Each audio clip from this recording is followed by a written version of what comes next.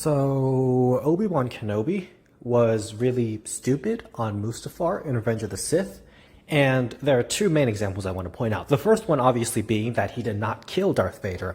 Obi-Wan Kenobi just cut off Darth Vader's legs and arm and left him there to be burned by lava. Now, of course, on one hand, Obi-Wan Kenobi probably figured that Darth Vader would die from his injuries. On the other hand, he just didn't have the guts to finish the job and kill Darth Vader completely. But here's the flaw with that.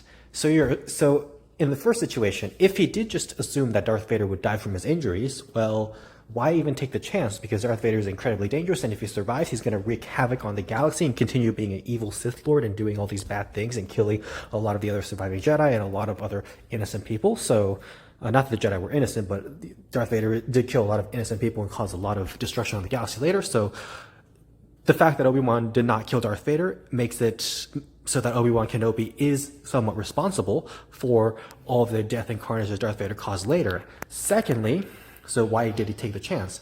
And secondly, okay, if you don't want to kill your old friend Anakin, well, do you want him to suffer? Because Anakin being cut to pieces and burning in lava and possibly dying from his injuries, that's going to be a very, very long and painful death. So do you really want to cause that much pain on your friend, Obi-Wan? Like, what was he thinking? Just leaving his friend, like, cut up and burnt?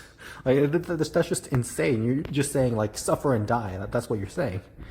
And so, yes, that's the first very stupid thing that Obi-Wan Kenobi did, not killing Darth Vader, letting Darth Vader live. The second really, really stupid thing that Obi-Wan Kenobi did is how he got off the ship a little too early. So first of all, when Padme goes down and talks to Obi-Wan and she's like, oh no, Anakin, when Padme gets down and talks to Anakin and she's like, oh no, Anakin, you turned to the dark side. Oh no, how sad. Oh, you're breaking my heart. And then Obi-Wan Kenobi immediately gets out of the ship, and then Anakin sees Obi-Wan, and Anakin is furious, and Anakin thinks that Padme brought Obi-Wan to kill him, whereas Obi-Wan actually just snuck on board Padme's ship. So Obi-Wan should realize that if he gets out of the ship too early and Anakin sees him, then Anakin is going to be angry.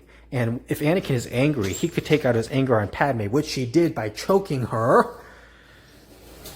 I don't know, maybe get out of the ship a little later, Obi-Wan? Maybe, Obi-Wan, you should have waited to get out of the ship and gotten out a little bit later, a few minutes later or a few hours later, so that Anakin wouldn't get angry and take out his anger on Padme and attack her like that. So maybe think about Padme's safety and maybe don't get out of the ship so early, or maybe sneak off the ship and hide somewhere, and then make it so that you just came by yourself, and that think about Padme's safety. Obi-Wan just had complete disregard for Padme's safety, and I understand that's because, it's part of the movie and the storyline, and also the fact that Obi-Wan probably wasn't thinking very clearly because, he's been faced with the terrible task of having to potentially kill his friend. So, I mean, yeah, it's just, I understand Obi-Wan was a difficult situation, but he should have had at least a little bit of regard for Padme's safety and the fact that Padme could be in grave danger if, Obi-Wan stepped out of the ship a little too early and maybe tipped Darth Vader off. And,